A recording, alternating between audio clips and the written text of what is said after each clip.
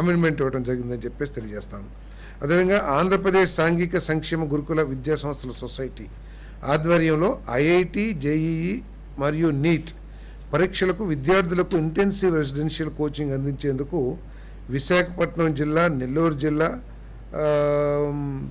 అదేవిధంగా అంబేద్కర్ జిల్లాలో 3 centres of excellence ఏర్పాటు చేసే ప్రతిపాదనకు రాష్ట్ర మంత్రిమండలి ఆమోదం తెలిపింది.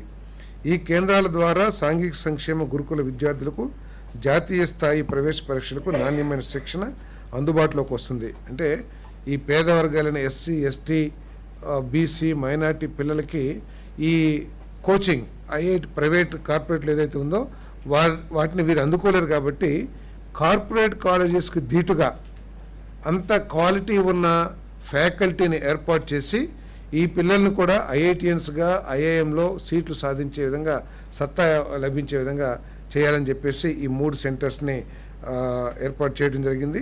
మరి ముఖ్యమంత్రి గారి ఆలోచనలు కూడా ఏమిటంటే, హాస్టల్స్ ఉన్నాయి మన దగ్గర. ఈ హాస్టల్స్లో పిల్లలందరూ కూడా దూరంగా ఒక 10 కిలోమీటర్లు, 5 కిలోమీటర్ల దూరంలో ఉన్న గవర్నమెంట్ స్కూల్స్కి వెళ్ళి చదువుకుని మళ్ళీ వస్తూ ఉంటారు.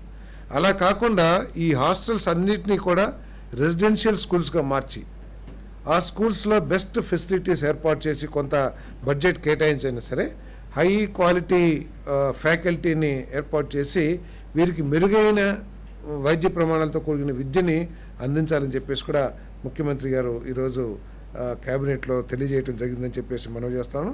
మరి అంటే ఈ పిల్లలు కూడా ప్రపంచంలో వస్తున్న టెక్నికల్ విప్లవానికి అనుగుణంగా వాళ్ళు కూడా తయారవ్వాలనే ఉద్దేశంతో ఈ సెంటర్స్ని ఏర్పాటు చేయడం జరుగుతుందని చెప్పేసి కూడా నేను మనవి చేస్తాను. అంతేకాకుండా వీరు అంటే కొంతమంది హై ఎండ్ ఉద్యోగాలకు వెళ్తారు, కొంతమంది వెనకబడ్డారు అనుకోండి, వాళ్ళకి స్కిల్స్ నేర్పించి ఈ దేశంలో వస్తున్న ఇండస్ట్రీస్కి తగ్గట్టుగా స్కిల్స్ నేర్పించి వాళ్ళకి ఉపాధి అవకాశాలు మెరుగయ్యే విధంగా కూడా చేయాలనేది ముఖ్యమంత్రి గారు డిపార్ట్మెంట్కి మరి సూచన చేశారని చెప్పేసి కూడా ఈ సందర్భంగా తెలియజేస్తాను.